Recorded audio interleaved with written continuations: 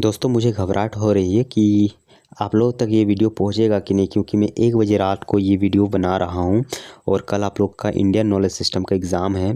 तो यूनिट 4 जो कि आप लोग का छूट गया था, तो आज मैं यूनिट 4 से मोस्ट इम्पॉर्टेंट 100 MCQ कराने वाला हूं। तो वीडियो को कंप्लीट देखिएगा, स्किप मत कीजिएगा। मैं आपको लाइक, कमेंट और सब्सक्राइब करने के लिए नहीं बोलूँगा, बट शेयर करने के लिए ज़रूर बोलूँगा, क्योंकि अगर आप इस वीडियो को दोस्तों तक शेयर करते हैं तो उनका भलाई हो जाएगा। तो ज़रूर उसको शेयर कीजिए ताकि आपको दुआ दे फिर। ओके, तो आइए नेक्स्ट प्रश्न नहीं, अगला प्रश्न पहला प्रश्न है हमारे पास।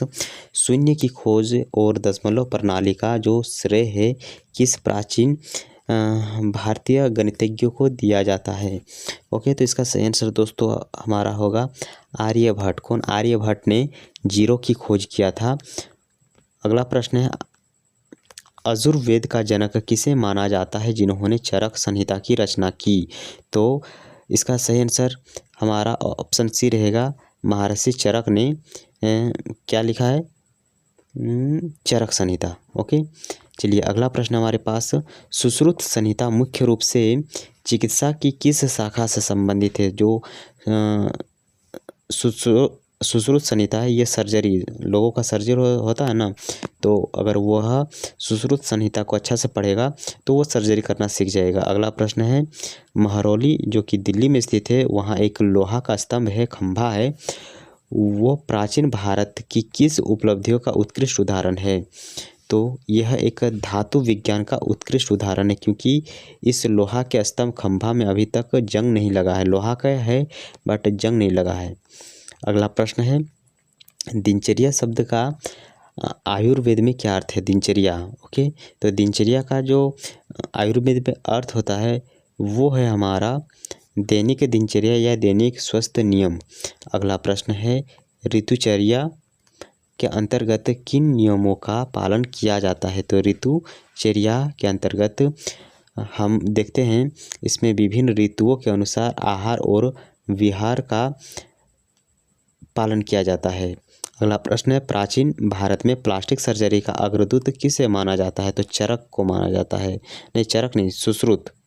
सुश्रुत होगा, चरक होगा? जल्दी बताइए। तो सुश्रुत होगा क्या? सुश्रुत, क्योंकि सुश्रुत संहिता में हम सर्जरी के बारे में सीखते हैं, ऊपर हमने चर्चा की। अगला प्रश्न हमारे पास, पंच सिद्धांतिका के लेखक कौन है जिन्होंने खगोल विज्ञान के 5 सिद्धांतों का वर्णन किया है? दोस्तों अभी रात के जो कि 1 बज रहा है और मैं आप लोग के लिए वीडियो बना रहा हूँ। आप इस मेहनत के लिए ज़रूर हमें सपोर्ट कीजिएगा। ओके, वीडियो को कंप्लीट देखिएगा तभी मज़ा आएगा, अन्यथा फिर मेरा जो अभी टाइम लगभग 2 घंटा लगने वाला है ये वेस्ट चल जाएगा। ओके, तो हमारा जो पंच सिद्धांतिका है इसका लेखक है हमारा बहामीर। कौन? बहामीर।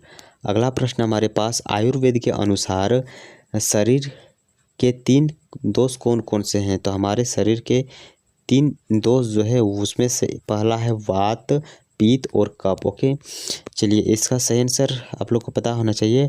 प्राचीन भारत में जिंक यानी जस्ता के निष्कर्षण यानी जमीन से निकालने के प्रमाण किस स्थान पर मिले हैं? तो जावर राजस्थान से इसका प्रमाण मिला है। अगला प्रश्न हमारे पास, वानभट्ट द्वारा रचित अष्टांग हृदय किस विषय पर आधारित ग्रंथ है? इसका सही आंसर दोस्तों ऑप्शन सी रहेगा, आयुर्वेद और चिकित्सा। अगला प्रश्न है, प्राचीन भारतीय कृषि में वृक्षायुर्वेद का संबंध किससे? वृक्ष मतलब पेड़ पौधा और आयुर्वेद यानी उसका उपचार, तो पेड़ पौधों के स्वास्थ्य और रोगों के उपचार के लिए ये संबंधित हैं।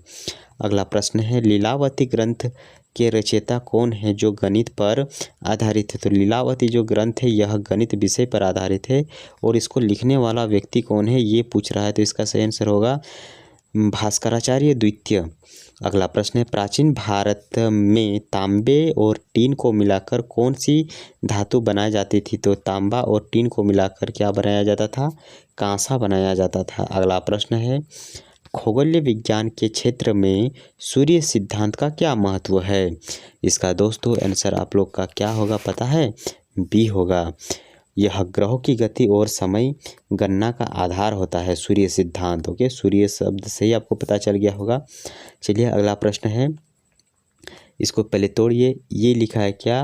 कृषि पराशर ग्रंथ मुख्य रूप से किससे संबंधित है? कृषि पराशर शब्द जो है ये मुख्य रूप से हमारा कृषि और वर्षा के जो पूर्व अनुमान फोरकास्टिंग भविष्यवाणी करता है, इससे संबंधित है। अगला प्रश्न है, प्राचीन भारतीयों द्वारा विकसित यूटीज स्टील की क्या विशेषता है? यूटीज जो स्टील है इसकी विशेषता पूछ रहा है, तो इसका सही आंसर होगा यह उच्च कार्बन युक्त और अत्यधिक मजबूत स्टील होता है। अगला प्रश्न है हमारा, आयुर्वेद में अष्टांग का क्या अर्थ है? अष्टांग मतलब 8। ओके, तो बताइए इसका आंसर क्या होगा? ओके, इसका आंसर आप लोग का होगा दोस्तों ऑप्शन बी, चिकित्सा की 8 शाखाएं। अगला प्रश्न है, खगोलीय शास्त्र में पृथ्वी को गोल बताने वाले और अपनी धुरी पर घूमने की बात कहने वाले पहले भारतीय कौन है? ओके, तो इसका सही आंसर आप लोग का पता होना चाहिए, ऑप्शन बी होगा आर्यभट्ट। कौन? आर्यभट्ट। अगला प्रश्न है, चरक संहिता के अनुसार रोगों का मुख्य कारण क्या है? तो चरक संहिता के अनुसार रोगों का मुख्य कारण होता है वात, पित्त और कफ। तो आप लोगों को खांसी कभी हुआ है? नहीं हुआ ना? हो जाएगा, आ रहा है गर्मी ठंडा। चलिए अगला प्रश्न है, प्राचीन भारत में चिकित्सा नहीं, सिंचाई। तो प्राचीन भारत में सिंचाई के लिए अर्गटट या रहट का प्रयोग किस कार्य में होता था? ओके, तो इसका सही आंसर आपका ऑप्शन बी रहेगा, कुएं से पानी निकालने में। अगला प्रश्न है हमारा, बाणभट्ट की रचनाओं में किस काल के चिकित्सा ज्ञान को संकलित किया गया है? इसका ऑप्शन सी रहेगा गुप्तोत्तर काल, गुप्त उत्तर काल, जो कि 7वीं शताब्दी का है। अगला प्रश्न है, आयुर्वेद में अग्नि का संबंध किससे है? आयुर्वेद में अग्नि का संबंध शरीर की पाचन शक्ति से है।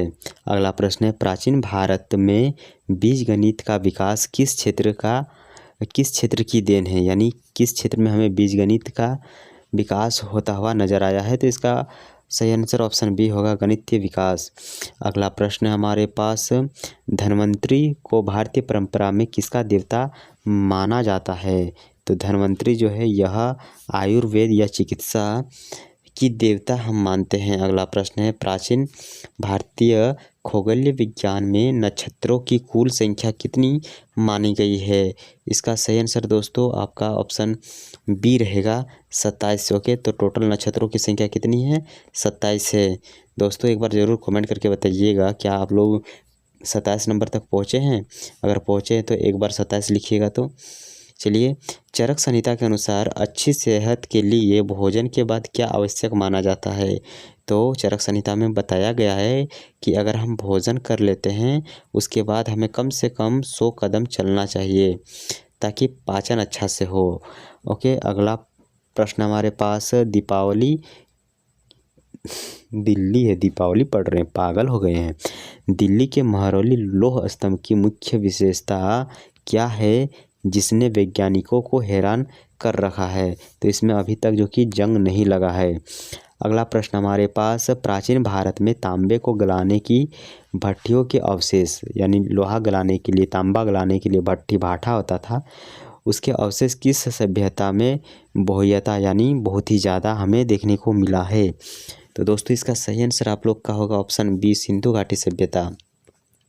अगला प्रश्न है, आर्यभट्टीय ग्रंथ में आर्यभट्ट ने पाई का मान क्या बताया है? तो पाई का मान कितना होता है आप लोग को पता है?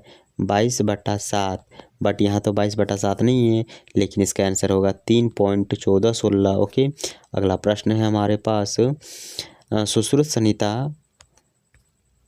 में कितने प्रकार के शल्य चिकित्सा उपकरण का वर्णन है? तो लगभग आपको देखने को मिलेगा टोटल जो चिकित्सा यानी सर्जरिकल उपकरण होता है जिससे हम ऑपरेशन करते हैं उसकी बात की गई है। तो टोटल 100 प्लस होगा, क्या 100 से अधिक, 101 से अधिक। तो इसका सही आंसर आप लोग का 101 से अधिक। ओके, अगला प्रश्न हमारे पास, आयुर्वेद के अनुसार अभ्यंग, अभ्यंग क्या है? अभ्यंग क्या है? तो आयुर्वेद के अनुसार जो हमारा अभ्यंग है ये एक प्रकार का तेल से मालिश करना है। अगला प्रश्न हमारे पास, प्राचीन भारत में सोना निकालने के लिए किन खदानों का उल्लेख मिलता है? तो कोणार्क, KGF फिल्म आप लोग देखे हैं? KGF नहीं देखे हैं? कोणार्क गोल्ड फील्ड होता है। चलिए अगला प्रश्न हमारे पास, वृक्षायुर्वेद के अनुसार पौधों में फल और फूल लगाने के लिए किसका प्रयोग किया गया है? तो इसका सही आंसर आपका ऑप्शन बी रहेगा, एक से पंचगव्य और प्राकृतिक खाद्यों का। अगला प्रश्न हमारे पास, उच्चारण नहीं हो रहा तो क्या उससे शर्माना नहीं है ना, क्वेश्चन को आप लोगों तक प्रस्तुत करना है। अगला है, ब्रह्मगुप्त ने किस सिद्धांत को स्पष्ट किया था जो बाद में न्यूटन के गुरुत्वाकर्षण जैसा था? तो पृथ्वी का आकर्षण शक्ति। अगला प्रश्न हमारे पास, आयुर्वेद में नासिका संधान का वर्णन सबसे पहले किसने किया था? नासिका संधान का वर्णन सबसे पहले किसने किया था? तो इसका सही आंसर आप लोग का होगा ऑप्शन सी, सुश्रुत। अगला प्रश्न हमारे पास, प्राचीन भारतीय कृषि में बीज वपन के लिए किस यंत्र का प्रयोग किया जाता था? तो बीज वपन के लिए किस यंत्र का प्रयोग किया जाता था? तो इसका सही आंसर ऑप्शन बी रहेगा, हल के साथ जुड़ी बीज नलिका। अगला प्रश्न हमारे पास, बाणभट्ट की रचनाओं में कादंबरी के अलावा किस ग्रंथ में तत्कालीन समाज और विज्ञान की झलक मिलती है? इसका सही आंसर ऑप्शन ए रहेगा, हर्षचरित्र। अगला प्रश्न है, कुतुब मीनार परिसर में स्थित लौह स्तंभ किस राजा की स्मृति में माना जाता है? यानी कौन सा राजा उसको बनाया था जो लौह स्तंभ है दिल्ली में लाल किला के पास? तो यह अशोक ने बनवाया था। किसने बनाया था? अशोक ने नहीं, अशोक ने नहीं, चंद्रगुप्त द्वितीय। सब बार आपको अशोक ही अगर सही लगे तो फिर हो गया। अगला प्रश्न है, आयुर्वेद में निदान शब्द का क्या अर्थ है? तो निदान का मतलब होता है रोगों की पहचान करना और उसको निदान करना। चलिए अगला प्रश्न हमारे पास, प्राचीन काल में समुद्र जहाज़ों के निर्माण में किस तकनीकी का प्रयोग किया जाता था? तो इसका सही आंसर दोस्तों ऑप्शन ए रहेगा, लोहे की कीलों की अभाव, उसमें लकड़ी का सहारा लिया जाता था जोड़ने के लिए। अगला प्रश्न है, दशमलव प्रणाली का विश्व में प्रसार भारत से किस माध्यम में हुआ? ओके, तो किस माध्यम में हुआ था ये प्रश्न है। तो इसका सही आंसर ऑप्शन बी रहेगा, अरबों के माध्यम से। अगला प्रश्न है, आयुर्वेद के अनुसार ब्रह्म मुहूर्त में जागने को क्या कहा जाता है? ब्रह्म मुहूर्त में अगर कोई जग रहा है, ओके, तो इसको हम क्या महत्व मानते हैं? इसका सही आंसर दोस्तों ऑप्शन बी रहेगा, दीर्घायु और स्वस्थ की रक्षा के लिए। अगला प्रश्न है, प्राचीन भारतीय रासायनिक शास्त्र में रस शब्द का प्रयोग किसके लिए किया जाता था? तो इसका सही आंसर आप लोग को पता होना चाहिए, मरकरी के लिए। क्या? मरकरी के लिए। ओके, अगला प्रश्न हमारे पास, पारे यानी मरकरी के लिए। अगला प्रश्न है, प्राचीन खगोलीय विज्ञान के अनुसार ग्रहण का वैज्ञानिक कारण क्या है? जो सूर्य ग्रहण, चंद्र ग्रहण लगता है उसका वैज्ञानिक कारण क्या है भारतीय खगोलीय विज्ञान के अनुसार? इसका सही आंसर दोस्तों आपका ऑप्शन बी रहेगा, पृथ्वी और चंद्रमा की छाया। अगला प्रश्न है, चरक संहिता में कितने प्रकार के पौधों और औषधियों का उल्लेख मिलता है? जल्दी से बताने का प्रयास कीजिएगा। इसका सही आंसर क्या रहेगा? ओके, इसका सही आंसर रहेगा 341, 3, 4, 1। अगला प्रश्न हमारे पास, यंत्र सर्वस्व नामक ग्रंथ जो प्राचीन वैमानिकी से संबंधित माना जाता है उसके लेखक कौन हैं? ओके, तो इसका सही आंसर दोस्तों ऑप्शन ए रहेगा, महर्षि भारद्वाज। अगला प्रश्न है, प्राचीन भारत में मिट्टी के उर्वरकता को बढ़ाने के लिए फसल चक्र का ज्ञान था। बताइए इसका सही आंसर क्या रहेगा। मैं बता देता हूँ, इसका सही आंसर हाँ रहेगा। उन्होंने विभिन्न फसलों के क्रम का ज्ञान था कि कौन सा फसल उगाएंगे, उसके बाद कौन सा फसल उगाएंगे, ताकि मिट्टी का उर्वरक शक्ति बना रहे। ओके, अगला है अष्टांग ग्रहण के रचयिता कौन है। संग्रह है, माफ़ कीजिएगा। अष्टांग संग्रह के रचयिता कौन है। इसका सही आंसर दोस्तों आपका ऑप्शन सी रहेगा, बाणभट्ट। अगला प्रश्न है, प्राचीन भारतीय इंजीनियरिंग में बावड़ियों का निर्माण मुख्य रूप से क्यों किया जाता था। तो बताइए, इंजीनियरिंग लोग बावड़ियों का निर्माण क्यों करते थे। क्योंकि जल संचयन वो कर पाएंगे और प्रबंधन कर पाएंगे, यानी पानी को इकट्ठा कर लेंगे, इसलिए। अगला प्रश्न है, प्राचीन भारतीय गणितीय में कलन यानी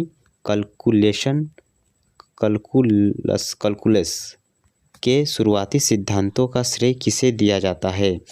इसका सही आंसर दोस्तों ऑप्शन बी रहेगा, भास्कराचार्य द्वितीय, क्योंकि इन्होंने ही सबसे पहले कैलकुलेशन को स्टार्ट किया था। अगला प्रश्न है, सुश्रुत संहिता के अनुसार शल्य चिकित्सा यानी सर्जरी से पहले उपकरणों को टीकाकरण रहित करने के लिए क्या जाता था। ओके, करने के लिए क्या किया जाता था। तो क्या किया जाता था उसमें, सबसे पहले बताइए। तो अगर आप लोग को पता होगा तो मात्र अभी हम लोग 22 नंबर प्रश्न में है, मात्र 22 नंबर। एक सेकंड देखने दीजिए। तो अरे भाई मिस्टेक हो गया। ओके कोई बात नहीं। इसका सही आंसर क्या होगा, कितना था सीरियल नंबर यार, भूल गया हूँ कितना। 22 नंबर, तभी तो मेरा दिमाग ख़त्म हो गया यार, 22 नंबर में। ओके, तो इसका सही आंसर दोस्तों आप लोग का होगा ऑप्शन सी, आँख से तपाना या धुपाना। चलिए अगला प्रश्न है हमारे पास, प्राचीन काल में जो हमारा जिंक है, जिंक के उत्पादन की तकनीकी भारत के पास लगभग कितने वर्ष से थी।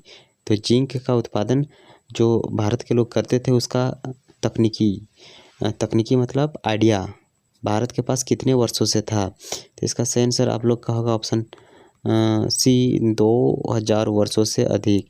चलिए अगला प्रश्न है, ऋतुचर्या के अनुसार किस ऋतु में व्यायाम करने की शक्ति सबसे कम होती है।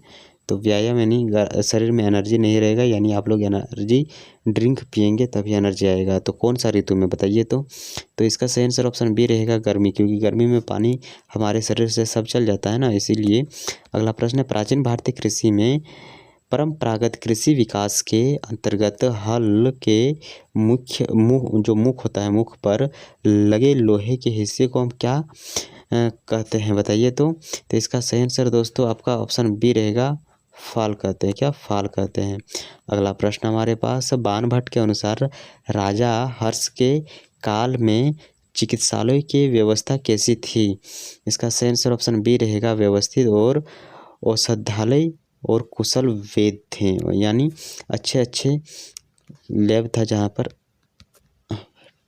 ट्रेनिंग और प्रैक्टिस किया जाता था। अगला प्रश्न है, शून्य का आविष्कार भारत में हुआ, लेकिन इसे सिफर नाम किसने दिया। सिफर नाम, हाँ, भारत में तो शून्य की खोज हुई, बट इसका नाम जो सिफर था उसे किसने दिया बताइए। तो इसका सही आंसर दोस्तों रहेगा अरबों ने। अगला प्रश्न है हमारे पास, आयुर्वेद का शाब्दिक अर्थ क्या होता है। तो आयुर्वेद का जो शाब्दिक अर्थ होता है वो होता है जीवन का विज्ञान। अगला प्रश्न हमारे पास, प्राचीन भारत में स्टील बनाने की एक क्रूसिबल प्रोसेस है, क्रूसिबल विधि है, इसका उपयोग मुख्य रूप से कहाँ होता था।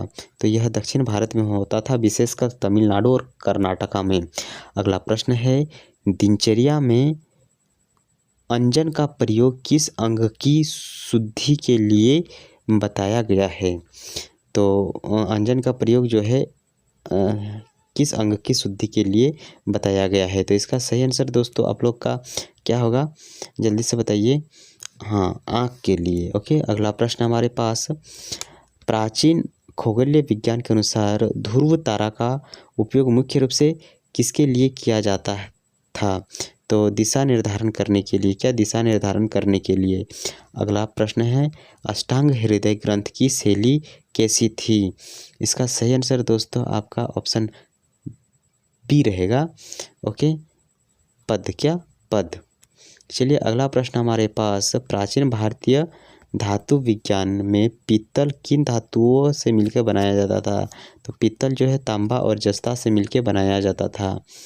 चलिए अगला प्रश्न हमारे पास, वृक्षायुर्वेद के अनुसार बीजों को बोने से पहले किसमें भिगोने की सलाह दी जाती थी, यानी किस चीज़ से भिगोया जाता था उसको बोने से पहले?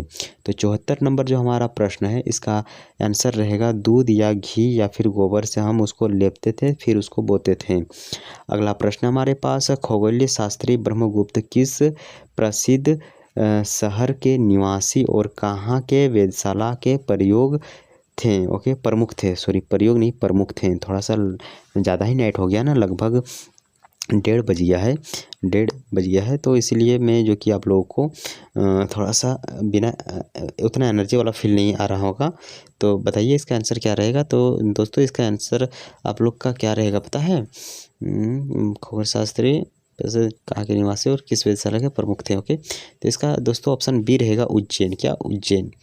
चलिए अगला प्रश्न हमारे पास, आयुर्वेद में नाश प्रक्रिया का संबंध किससे है? नाश प्रक्रिया का संबंध किससे है? तो इसका सही आंसर दोस्तों ऑप्शन ए रहेगा, नाक से औषधि देना। अगला प्रश्न हमारे पास, अथर्ववेद में मुख्य रूप से किस विषय का वर्णन मिलता है जो विज्ञान से संबंधित है? ओके, तो इसका सही आंसर दोस्तों आप लोग का होगा ऑप्शन बी, जड़ी बूटियाँ और चिकित्सा पद्धति। अगला प्रश्न हमारे पास, प्राचीन भारत में खनन के लिए किस तकनीकी का प्रयोग किया जाता था? इसका सही आंसर होगा ऑप्शन बी, अग्नि सेंटिंग और पानी का दबाव। अगला प्रश्न है, चरक किस प्रसिद्ध राजा के राजवेद थे? ओके, तो राजवेद था किस राजा का, बताइए तो। ओके, तो इसका सही आंसर दोस्तों होगा आप लोग का ऑप्शन बी, कनिष्क। ओके, अगला प्रश्न हमारे पास, कठप्यादी प्रणाली का प्रयोग प्राचीन भारत में किसके लिए किया जाता था? कठप्यादी प्रणाली का प्रयोग। ओके, तो सही दोस्तों इसका आंसर ऑप्शन बी रहेगा, संख्याओं को अक्षरों द्वारा दर्शाने के लिए। अगला प्रश्न हमारे पास, आयुर्वेद के अनुसार वेग को रोकना कैसा माना जाता था? अगर कोई वेग यानी नस को रोक रहा है तो वह रोगों का कारण बन सकता है। क्या? रोग हो सकता है। अगला प्रश्न हमारे पास, महावीर ने किस ग्रंथ में भूकंप के लक्षणों और बादलों के प्रकार का वर्णन किया है? इसका सही आंसर ऑप्शन बी रहेगा, बृहत्संहिता। अगला प्रश्न हमारे पास, प्राचीन भारतीय कृषि में सिंचाई के लिए प्रयुक्त बांधों का उल्लेख किस प्राचीन अभिलेख में मिलता है? 73 नंबर प्रश्न जो है हमारा, इसका आंसर रहेगा रुद्रदामन और जूनागढ़ अभिलेख में। अगला प्रश्न है, सुश्रुत ने कटे हुए कान या नाक को ठीक करने के लिए किस विधि का प्रयोग किया? तो वह किस विधि का प्रयोग करता था आपको पता होना चाहिए।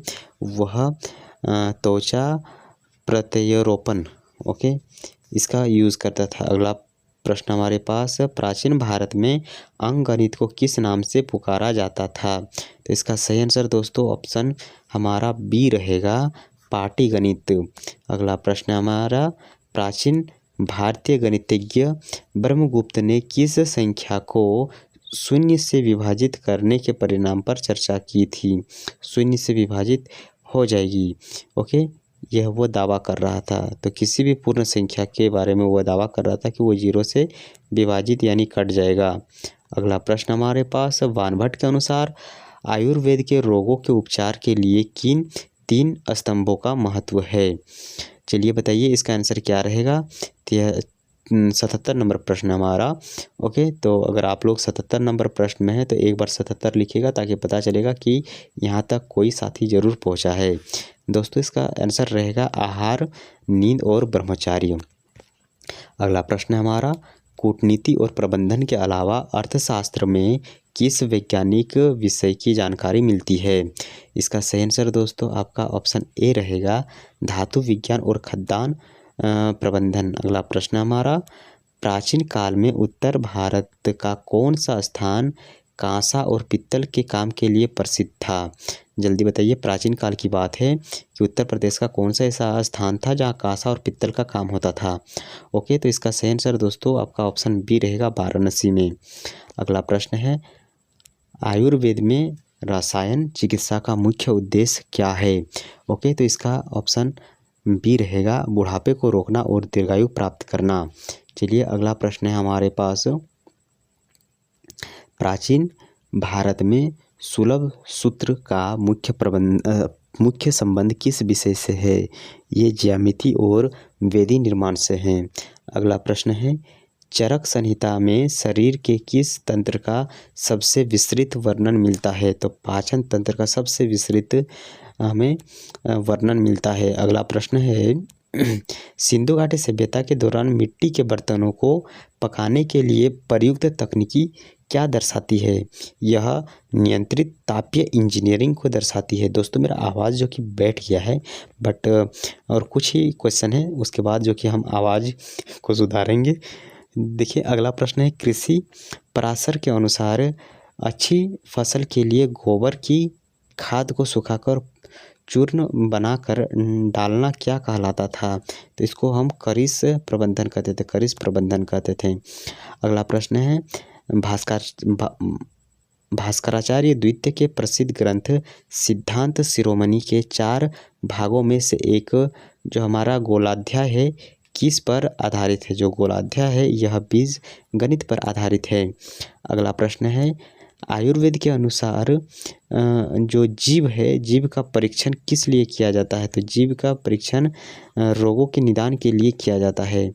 अगला प्रश्न है, प्राचीन भारत में कलई की प्रक्रिया का प्रयोग क्यों किया जाता था? ओके, कलई की प्रक्रिया का प्रयोग किया जाता था तांबे के बर्तनों को अम्लीय खाद्य पदार्थों से बचाने के लिए। अगला प्रश्न है, वृक्षायुर्वेद के लेखक सुरपाल ने किस बात पर जोर दिया? सुरपाल ने किस बात पर जोर दिया? कि वृक्ष के रोपण, पोषण और सुरक्षा पर ज़्यादा जोर दिया। अगला प्रश्न है, प्राचीन भारत में यवनिका के अलावा यवन प्रिय शब्द किसके लिए प्रयुक्त होता था जो औषधीय भी था? इसका सही आंसर होगा काली मिर्च। काली मिर्च एक औषधि भी था। अगला प्रश्न हमारे पास, सुश्रुत संहिता में अणुशस्त्र का अर्थ क्या है? तो अणुशस्त्र का अर्थ होता है सहायक शल्य उपकरण जैसे जोंग, छार और अग्नि। अगला प्रश्न है, प्राचीन भारत में अंगों के स्थान पर मान के विकास ने किसमें मदद की? तो जटिल गणितीय गणनाओं को सरल बनाने में। अगला प्रश्न है, आयुर्वेद में पंचकर्म चिकित्सा का मुख्य कार्य क्या है? पंचकर्म चिकित्सा का मुख्य कार्य जो है ये है शरीर की आंतरिक शुद्धि से। अगला प्रश्न है, दिल्ली के लौह स्तंभ में फास्फोरस की उपस्थिति का क्या लाभ हुआ? यह जो है फास्फोरस यह जंग से बचाती है। ओके, अगला प्रश्न हमारे पास, चरक के अनुसार एक कुशल वैद्य में कौन सा गुण होना अनिवार्य है? तो वह शास्त्र ज्ञान, अनुभव और कुशल भी होना चाहिए। अगला प्रश्न है, प्राचीन भारत में लोहे को गलाने के लिए किस प्रकार के कोयले का प्रयोग किया जाता था? तो लकड़ी का कोयला का प्रयोग किया जाता था। अगला प्रश्न है हमारा, आर्यभट्ट ने वर्ष की अवधि कितनी बढ़ाई थी जो आधुनिक गणना के बहुत करीब है? तो 365.258 दिन। अगला प्रश्न हमारे पास, बाणभट्ट की रचना हर्षचरित्र में किस प्रकार के यंत्रों का उल्लेख है जो पानी उठाने के काम आता है? तो तुल्य यंत्र, वाटर लिफ्टिंग लेवर। ओके, अगला प्रश्न है हमारे पास, आयुर्वेद में सत्व, रस और तमस को क्या कहा जाता है? तो इसको हम मानस गुण कहते हैं। अगला प्रश्न है हमारे पास, प्राचीन भारतीय कृषि में खलिहान को क्या कहा जाता था जहां अनाज अलग किया जाता था? खलिहान यानी खरिहान, क्या दोस्त? झारखंड, बोकारो वाले। इसका सही आंसर होगा खलक। चलिए, लास्ट प्रश्न है और मैं चाहता हूं कि आप लोगों को एक कमेंट करना होगा 100, ताकि आप लोग को मैं पहचान सकूं कि हाँ, ये दोस्त यहाँ तक आया था। ओके, तो इसी के साथ हमारा यूनिट 4 इंडियन नॉलेज सिस्टम का पूरा सिलेबस कंप्लीट हो गया है। और दोस्तों के साथ इसको शेयर कीजिएगा, लाइक और कमेंट और शेयर ज़रूर कीजिएगा। तो देखिए, राष्ट्रीय शिक्षा नीति 2020 के तहत प्राचीन भारतीय विज्ञान को पाठ्यक्रम में शामिल करने का मुख्य उद्देश्य क्या है?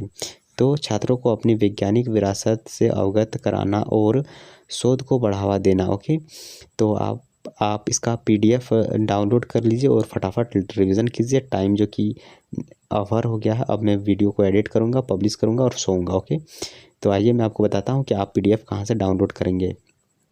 देखिए, इस प्रकार का एक टेलीग्राम चैनल होगा जहाँ पे लिखा होगा क्या, BBMKU हब, लोगो देख लीजिए, यहाँ आपको ज्वाइन होना है और मैं आपको नीचे इसका PDF दे दूंगा। ओके, जैसे कि यहाँ पे आपको अभी अंडरस्टैंडिंग इंडिया का PDF दिख रहा है, इसके नीचे मैं आपको इंडियन नॉलेज सिस्टम का PDF दे दूंगा, जो कि टोटल 500 क्वेश्चनों का PDF है, यूनिट 1 से लेके यूनिट 4 तक। एक बार सभी को रिविज़न कीजिएगा, आपके लिए फ़ायदेमंद रहेगा। ओके, बेस्ट ऑफ लक आपके एग्ज़ाम के लिए, बट सब्सक्राइब जरूर कीजिएगा दोस्तों, ताकि आपके एक सब्सक्राइब से मुझे नेक्स्ट वीडियो बनाने का मोटिवेशन मिल सके।